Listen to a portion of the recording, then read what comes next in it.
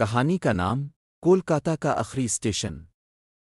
कोलकाता का एक पुराना रेलवे स्टेशन ऐसा था जहां रात के बाद ट्रेनें तो रुकती थीं मगर मुसाफिर कभी नजर नहीं आते थे। लोग कहते थे कि जो शख्स आधी रात के बाद इस प्लेटफॉर्म पर अकेला खड़ा हो वो किसी न किसी आवाज़ को ज़रूर सुनता है जो इसे नाम लेकर बुलाती है। राहुल जो एक सहाफ़ी था उन बातों को महज अफवाह समझता था और एक रात हकीकत जानने के लिए इस स्टेशन पर जा पहुंचा जहां हवा में अजीब सी नमी और खामोशी बसी हुई थी। जैसे ही घड़ी ने 12 बजाए स्टेशन की लाइट्स हल्की हल्की झपकने लगें और पटरियों से किसी के चलने की आवाज़ आने लगी, हालांकि वहां कोई नज़र नहीं आ रहा था। राहुल ने महसूस किया कि कोई इसके बिल्कुल पीछे खड़ा है, लेकिन जब इसने मुड़कर देखा तो सिर्फ खाली प्लेटफॉर्म और जंग आलूद बेंच थे।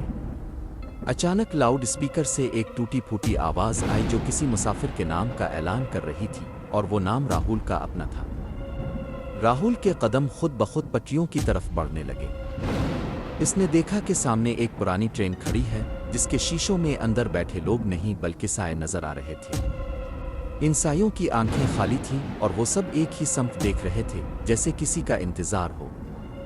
ट्रेन का दरवाज़ा आहिस्ता से खुला और अंदर से ठंडी हवा के साथ सरगोशियों की आवाज़ आई, अब वापस जाना मुमकिन नहीं। अचानक स्टेशन की तमाम बत्तियां बुझ गईं और एक ज़ोरदार सीटी सुनाई दी। राहुल ने आंखें बंद करके दुआ पढ़ना शुरू कर दी। जब इसने आंखें खोली तो सूरज निकल चुका था। स्टेशन मामूल के मुताबिक था, लेकिन इसके हाथ पर एक टिकट था जिस पर लिखा था वापसी का कोई रास्ता नहीं।